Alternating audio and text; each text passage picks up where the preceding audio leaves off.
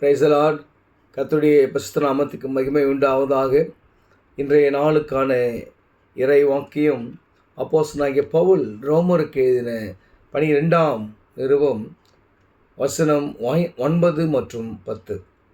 உங்கள் அன்பு மாயமற்றதாய் இருப்பதாக.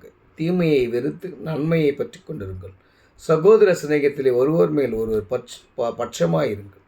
கனம் பண்ணுதலை ஒருவருக்கொருவர் வந்திக் கொள்ளுங்கள். எனக்கு அருமையானவர்களே, நம்முடைய அன்பு மாயமற்றதாக இருக்க வேண்டும். இன்றைய காலகட்டங்களில் இந்த அன்பு மாயமற்றதாக நம்மளுக்கு கிடைக்கணும்னு சொன்னால் ரொம்ப ரொம்ப குறைவு.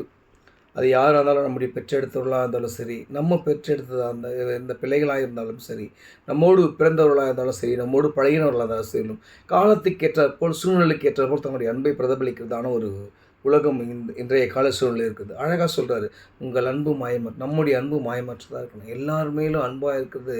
அவங்க அன்பு செய்கிறாங்கன்னா அன்பாக இருக்கணும்.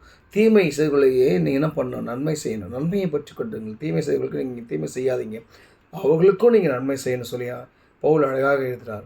அது மட்டும் இல்லாமல் நீங்கள் பார்த்தீங்கன்னா, சகோதர சிநேகத்தில் ஒருவர் மேல் பட்சமாக இருங்க. இன்றைக்கி சகோதர சிநேகம் எவ்வளோ நமக்கு தூரமாக இருக்கிறது நமக்கு தெரியும். ஏன்னு சொன்னால், சொந்த வீட்டில் தான் இருப்பாங்க. அந்த வீட்டில் 2 விதமான நிலைப்பாடுகள் இருக்கும். எல்லாமே 2ஆக இருக்கும்.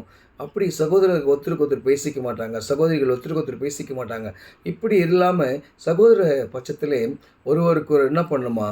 அன்பாக இருக்கணும், பட்சமாக இருக்கணும், அவர்கள் மேல் பட்சமாக இருக்கணும், பற்றுதலாக இருக்கணும். என் சகோதரன் சொல்லி நாம் அவர்களை பற்றி கொண்டு இருக்க வேணும் சொல்லி பவுல் சொல்கிறார். அது மட்டும் இல்லை, லாஸ்ட்டு அந்த 10ஆம் வசனம் 12ஆம் அதிகாரத்தில் 10ஆம் வசனம் பிற்பகுதியில் பார்த்தீங்கன்னு சொன்னால், கனம் பண்ணுவதில் ஒருவருக்கொருவர் முந்திக் கொள்ளுங்கள் வேத வாக்கியம். எனக்கு அருமையானவர்களே, இன்றைய காலகட்டங்களில் நம்ம பெரியவர்களுக்கு நம்மை பெற்றெடுத்த தகப்பன் தாய் இருக்கிறதான அனைத்து பெரியவர்களுக்கும் நாம் என்ன செய்கிறோம்?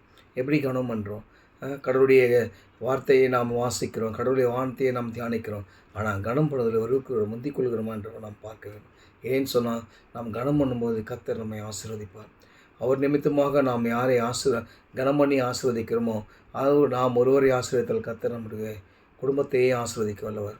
எனக்கு அருமையான இந்த காலகட்டத்தில் யோசிங்க, உங்கள் அன்பு மாயமற்றதாக இருக்கட்டும். கடவுள் உங்களை ஆசீர்வதிப்பார். அது மட்டும் இல்லை, தீமைக்கு தீமை செய்யாமல் தீமைக்கு நன்மை செய்யுங்க.